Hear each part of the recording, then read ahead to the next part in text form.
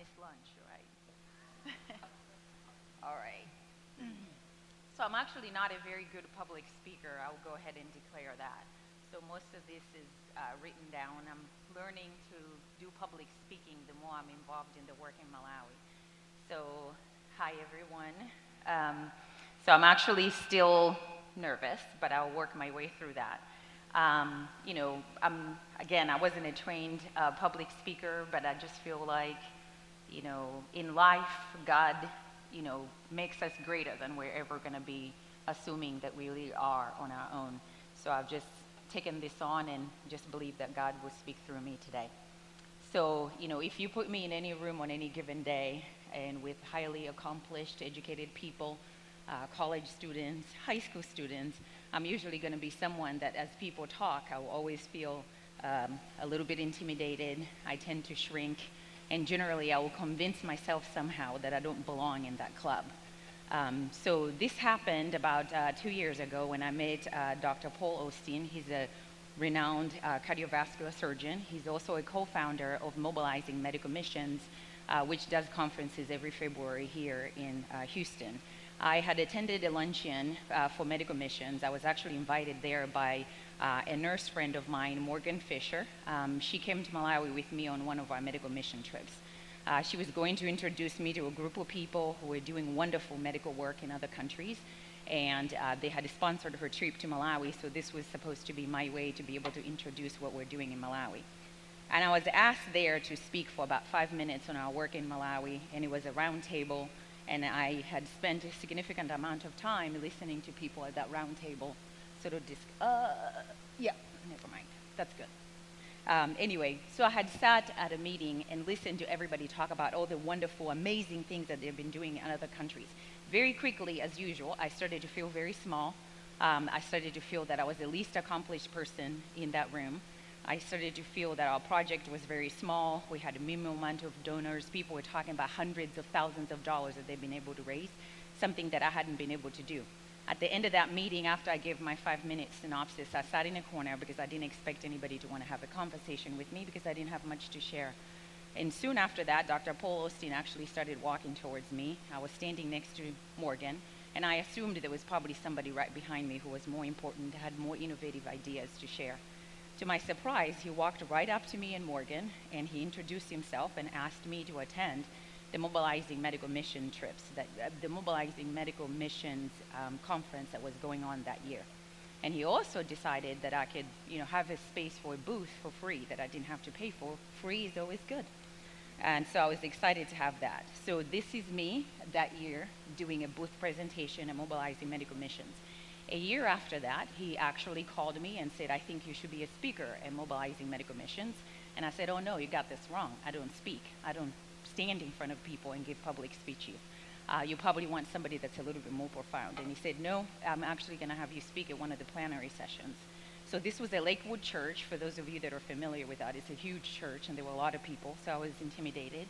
But then again, I knew that, I'd never had a platform like that to speak, and this is actually how I've ended up here today at HBU, was through the connections through Mobilizing Medical Missions.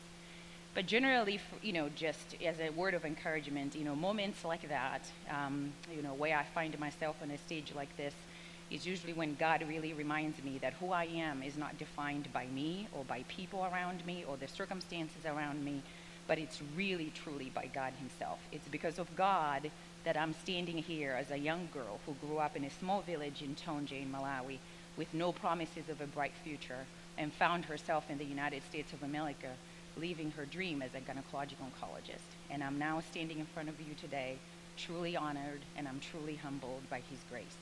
My coolest dreams when I was growing up in Africa weren't this cool.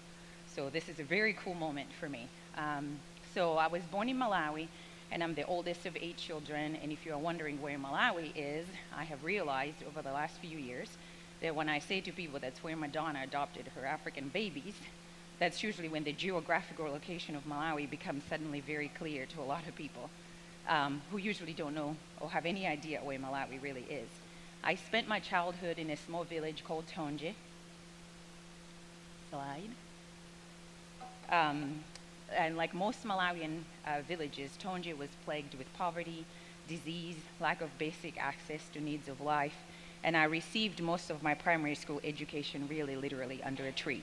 The most accessible transport out of Tonje were usually my feet, and on a really good day, I could actually rent a donkey cart or an ox cart or a bicycle taxi. I was fully grown up by the time I was 10 years old, and I assumed adult roles. This was imperative for my mother to raise me this way, because I would be able to take care of my dad or my siblings, because early death, while it's unwelcome, with most community, it is the expected outcome for most young women, especially if they're choosing to have children in a place like Malawi. So this is a reality for most girls in Malawi. And this is a reality for me, and therefore my mother made sure by the time I was 10 that I would be able to take care of myself and take care of my family.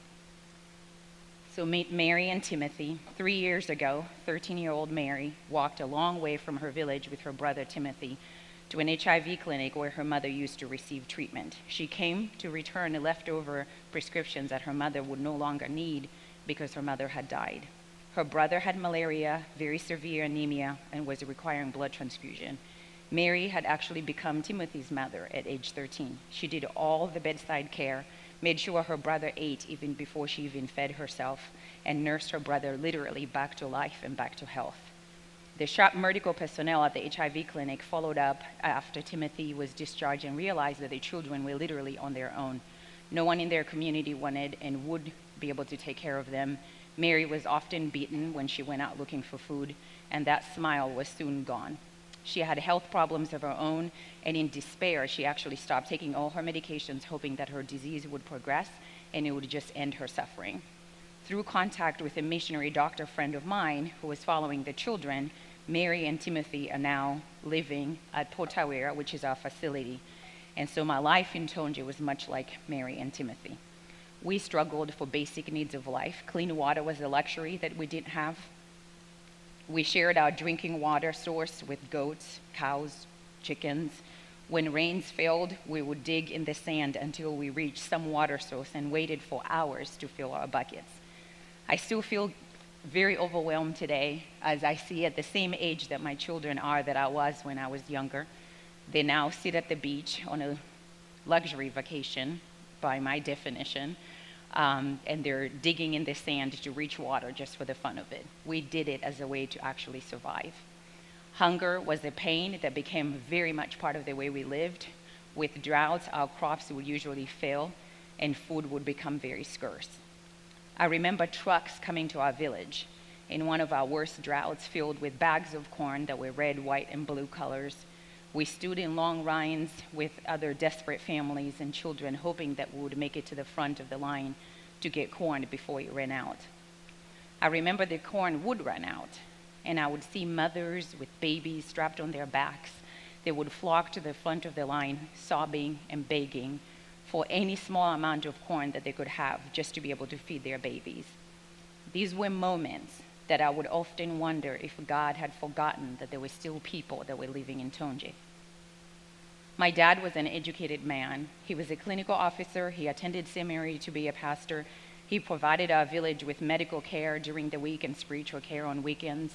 Most educated people I knew close to us would rather live in the city where things were more accessible. I never understood why my dad wanted to always choose the road that was less traveled.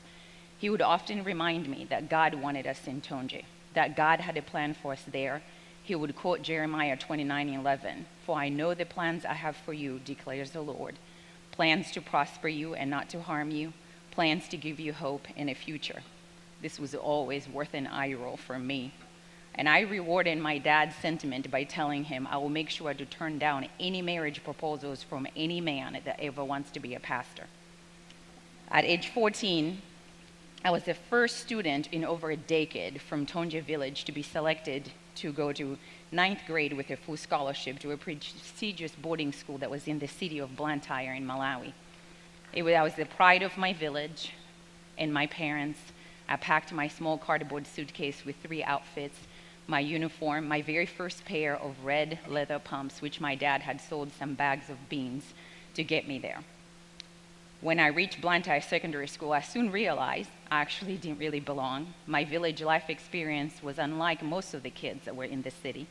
They had luxuries that I didn't have. They were dropped off at school in cars, and I rode a bus and walked myself into the school campus with a little suitcase from the bus stop. It was hard to find a place there, and I felt alone, but I also knew that this was my dream. I wanted to be a doctor, and the only things I had in my hand was the dream and this school. So I decided to start looking for my dad's God, and guess what verse came to my mind? Jeremiah 29:11. But this time, though, it carried a weight that it never did before. I hung on to this verse, and it literally became my anthem. This is why the Bible always reminds us to train up a child in the way that he should go, so when he is old, he will not depart from it. The very words that you learn today in your chapel services are the ones that will help you get through the more difficult times in life. In 1994, Donna Ivy, an ER doctor from a small town in Poolville, Texas, came to Malawi and worked with my family while she was doing a medical missions. She saw firsthand the lack of resources, the lack of well-trained medical personnel. She realized that she couldn't fix all the problems in Malawi. She realized that what she had in her hand, though, was money and a country where dreams actually come true for little village girls like myself. She knew she could at least help one girl with her dream. And on July 4th, 1994, I landed at Dallas-Fort Worth Airport with a full scholarship from Donna Ivy to attend a college in the United States. It was an out-of-body experience for me. There were so many massive buildings, massive highways, cars everywhere, even for my 16-year-old friends. This was really the land of milk and honey. There were huge stores called Walmart where there was everything I could ever want and everything I would never want. They had entire stores dedicated to pets, and I don't think I'd ever seen that many white people in one country. So I actually attended a Sunday school class with Donna Ivy, where I saw the grown women in a Sunday school class sharing their first experience of hunger. They were doing a weight loss class. This would teach them how to feel hungry so they would only eat when they were hungry. Imagine my shock hearing them describe hunger pains when I had grown up and spent my entire life feeling hungry. I knew I was in a different country. We were definitely not in Kansas. After my first year of college, I went back to Malawi for a visit. As the plane was approaching Lilongwe National Airport, I looked out the window and noted the vast, empty, and underdeveloped country that was just below me. It seemed like such a huge contrast to when I was landing at Dallas-Fort Worth just 2 years before that. There were dirt roads, small huts, large open fields. My life had changed drastically in America, but my home was much the same.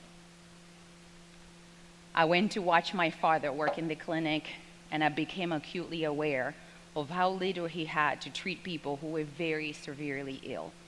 I saw a young, otherwise healthy girl who had a bout of diarrhea over a few days, and by the time her mother made it to the clinic on foot, the little girl was very severely dehydrated. The clinic had no IV fluids, and she was too sick to drink. She died in the clinic from dehydration. I watched my dad help her mother strap the lifeless little girl's body on her mother's back, and she was to start a very long 30-mile walk with a dead baby on her back. I went to the district hospital, and I saw women laying on trash bags, on cement floors, delivering babies because the hospital was overcrowded, understaffed, and under-resourced. I saw a woman hemorrhaging while sitting on the floor, holding her newborn baby, and there was no blood to give her because the blood bank was completely empty. I realized the little girl that went home dead on her mother's back could have been me. I realized the women laying on the floor, dying while giving birth, was a future that was once mine. Somehow God had found me in the midst of all this and had chosen me and spared my life. I was now in the United States, a land where my dream to be a doctor could actually come true.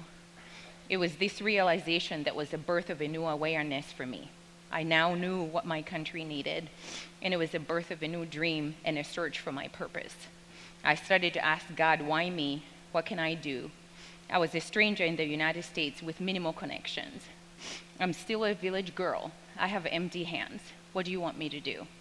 I was reminded of a verse, Exodus 3:11, where Moses was standing at a bush, and he says to God, "Who am I?" And in chapter 4:12, God says to him, "What's in your hands?" And Moses says, "I have a staff."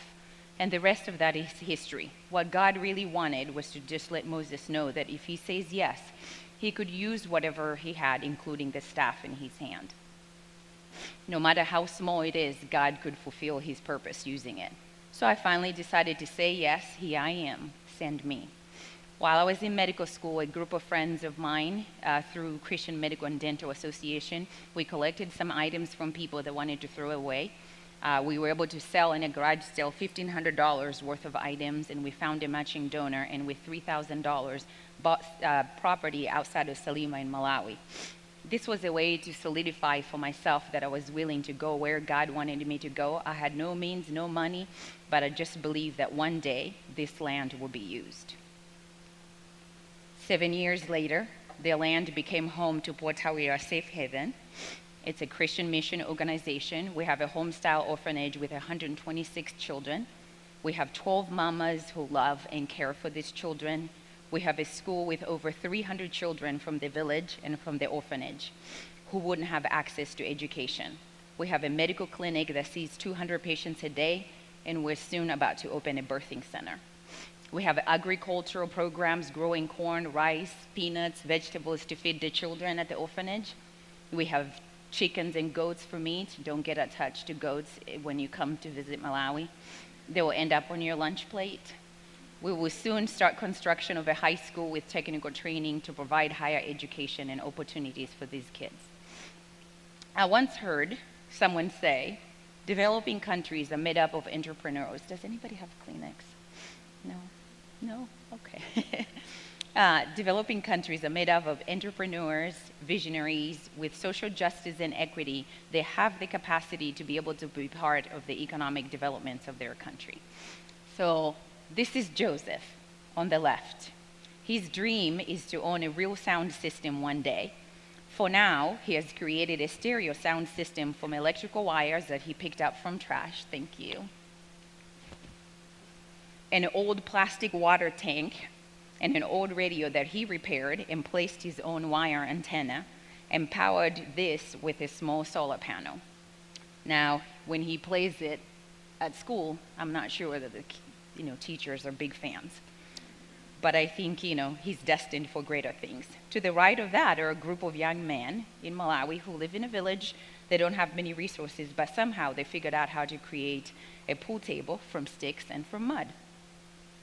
This is what I see in all of the children at Portaria, because that's what God saw in me many years ago when I thought he forgot about me. As the project grew in Malawi and the financial demands increased, I find myself overwhelmed once again by the amount of responsibility this takes. I told myself, I've been grown since I was 10. Why can't I just be normal? Why can't I just be less responsible? I looked back at God and asked how he wanted me to do this. I reminded God that I have no roots in the United States. I did remind him that I'm not Oprah or even Oprah's friend. I can't just call a few of my favorite friends and they could chip in a couple of $1 million to make this work. The fear of failure became a real burden for me, and it increased as the project grew. It became a constant prayer for me to find means, and through amazing friendships which God drove himself for me, I met a good friend of mine, Mike Novolio, who was raising money to repair wells by climbing Kilimanjaro. What are the chances that would end up in the same neighborhood to meet? Mike was actually working in Malawi. And because he had a vision to raise money this way, he was able to share that vision with me to find ways for me to raise money for Portaria and also create visibility for Portaria.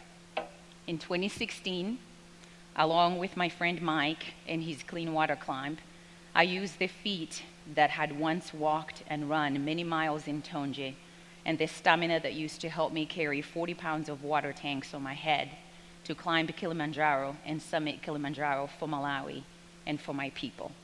It was one of the hardest things that I've ever done, but the most physical expression I could give God that I was willing to ask him to use me whatever way he wanted to use me to be able to help my people of Malawi. This platform has been so transforming and has given me so much visibility and connections and ability to raise money that I have gone back 4 times and planning to go back again for the 5th time this summer. I'm grateful for the feet, hands, and stamina to do this, and for my friend Mike, who instead of choosing his own success and his ministry alone, he decided to share his vision with me to help me make my own waves. When I look at my life, it's filled with a series of people who used what God had in their hands to fulfill a purpose in my life. My parents' selfless love for service for others, Donna's financial resources to get me higher education, and Mike's success with his clean water climb to empower me to be able to do the same. Life will take us through different seasons, but God will use each one of those seasons when we think we have nothing to give. David was a shepherd boy who had a sling that God used to take down a giant. Ruth was a very hard-working widow who had lost everything and was gleaning for wheat in a field for food, and she later became an owner of that field through her marriage to Boaz. I want you to know that we serve a living God and a God of unmerited favor who turns things around for his glory. Nothing is impossible with God. And I know you're sitting here as a college student thinking, well, I don't have anything in my hands. I don't have any money. I don't have any resources. I don't think I have anything that it takes to be able to make any waves in the world. It doesn't matter. If you feel the calling for your life, all God wants to know is for you to say yes. He already knows what you have and what you don't have. So he will use whatever it is that you're willing to do for his glory. So just say yes. Thank you.